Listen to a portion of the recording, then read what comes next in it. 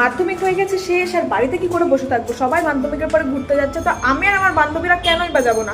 আজকে রেডি হয়ে গেছে সুন্দর করে, আমি আর আমার গার্লি ববসরা আজকে একটুখানি আড্ডা মারবো, চিল করবো, কারণ মাধ্যমিক পরীক্ষা শেষ, দিস ইজ ম্যান্ডেটরি। ব্যাস তাই জন্য আর দেরি করলাম না, বিকেল বিকেল সেজে গুজে বেরিয়ে পড়লাম। বাড়ি থেকে হেঁটে গেলাম আমাদের বাস স্ট্যান্ডে, সেখান থেকে ধরবো বাস আর যাবো 5 মিনিটের রাস্তা টবিন রোডে। সেখানে সবাই মিলে মিট করে আমরা কোনো একটা জায়গায় যাবো। হ্যাঁ জানি ব্লগটা দিতে আমি অনেক লেট করে ফেলেছি, এটা 13th of February ব্লগ, যেটা আমার দিতে অলমোস্ট 1 মাস দেরি হয়ে গেছে। আসলে মাধ্যমিকের পর এত ঘুরে বেরিয়েছি, এত সুন্দর মোমেন্ট নিজের মতো করে কাটিয়েছি যে ইউটিউবটাকে ঠিক মতো করে কন্টিনিউ করতে পারিনি। দেখা হয়ে গেল আমার গার্লি পপসদের সঙ্গে, এই হচ্ছে আমার বন্ধু, সঙ্গে রয়েছে শ্রীরূপা, ঋতিকা, মনীষা আর শুভশ্রী। টিম আমাদের কমপ্লিট। আমাদের এই কয়েকজনের ফ্রেন্ড সার্কেলটা এত সুন্দর, আর প্রত্যেকের সঙ্গে প্রত্যেকের বন্ডিং এত ভালো, কি আর বলি। আমরা রাস্তায় বেরিয়েছি আর বাওয়াল করবো না, এটা তো হতেই পারে না। আমরা যেই গলি দিয়ে যাচ্ছি সেই গলির লোকেরা আমাদের দিকে হা করে তাকিয়ে রয়েছে। আমরা এত চিৎকার চেল্লামিল্লি করতে করতে যাচ্ছি, এত পাগলামো করতে করতে যাচ্ছি। এতদিন মাধ্যমিক পরীক্ষার পড়ার চাপে এই হাসি মজা মাস্তিগুলোকে যেন ভীষণ ভাবে মিস করছিলাম আমরা সবাই। পরীক্ষাটা ফাইনালি শেষ, কিছুদিনের জন্য এবার দেদার শান্তির জীবন।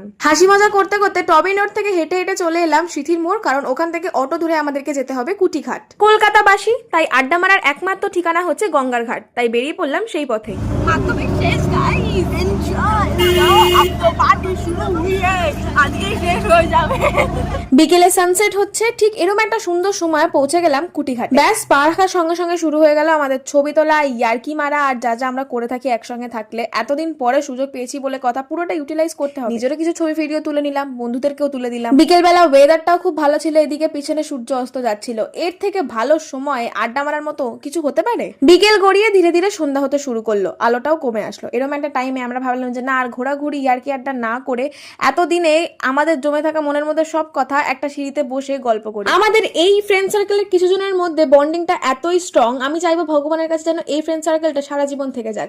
যদিও মানুষ জাতিকে নিয়ে কনফিডেন্ট হতে এখন সত্যিই ভয় লাগে, তবু আমাদের এই গ্রুপে যেন কারোর নজর না লাগে। গঙ্গাঘাট থেকে বেরিয়ে আমরা পাশের একটা রেস্টুরেন্ট বা ক্যাফে বলতে পারো, সেখানে চলে গেছিলাম। সবার ছোটবেলার ছবি নিয়ে আমরা সেখানে একটুখানি ইয়ার্কি ঠাট্টা মারছিলাম। ক্যাফেটা যেখানে গেছিলাম সিথির মোড়েই ছিল, ক্যাফেটা বেশ ফাঁকা ছিল, আমরা ছাড়া তেমন কেউ আর ছিল না। তো আমরা নিজেদের মতো করে ভীষণ এনজয় করেছি, ওখানে খুব আড্ডা ইয়ার্কি মেরেছি, বিকেলটা ভালোভাবে কাটিয়েছি। খাবার অর্ডার দিয়েছিলাম, বেশি কিছু খাইনি, আমরা just sandwich and momo order দিয়েছিলাম। মনীষার এই মুহূর্তে একটুখানি তাড়া ছিল বলেও আগে বাড়ি চলে এসেছিল, ভেবো না অন্য কিছু।